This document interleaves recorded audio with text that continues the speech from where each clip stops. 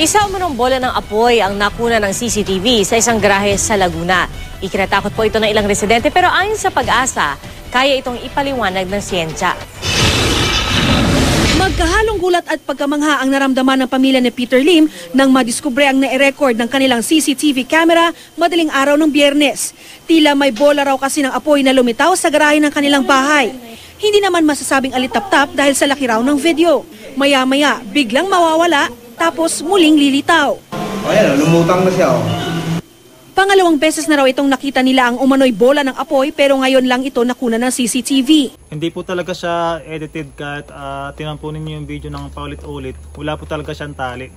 Sabi po nila kung saan daw po tumigil yung bolang apoy, doon daw po may kayamanan o may ginto. Kaya po ako nagpakabit ng Converge para malaman ko rin po kung saan tumitigil yung yung bolang apoy o saan po siya humihinto. At kung mapapansin po ninyo sa CCTV, yung bolang apoy habang tumatagal, lumalaki. Saka kung mapapansin po ninyo yung mga pitak ng bolang apoy lumalaglag, baka po yun yung ginto. Sa bahaging ito ng bahay, lumitaw ang tila bola ng apoy. May bubong ang garahe kaya ayon sa may-ari, imposibleng may ibang taong nagbiro lang sa kanila. Sa takot ng pamilya, isang espiritista ang kinuha nila.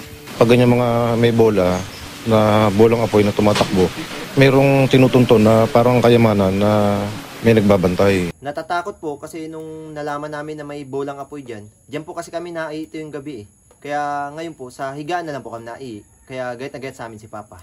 Pero ayon sa Pag-asa, isang uri raw ng kidlat ang nakita sa video. Ito yung ball lightning from air, hindi sa clouds, from air to ground. So, ground is example ko ng objects na is charge siya ng positive. Itong air mo is negative charge. So, nagkaroon ng attraction.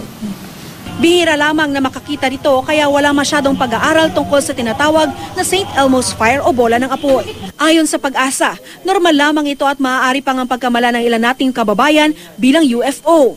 Kapag makakita ng ganitong uri ng kidlat, payo ng Pag-asa. Kaya po pag may nakita kayong bolang apoy, huwag po kayo matakot. Hanggat maaari, isako po ninyo, may ginto po yun.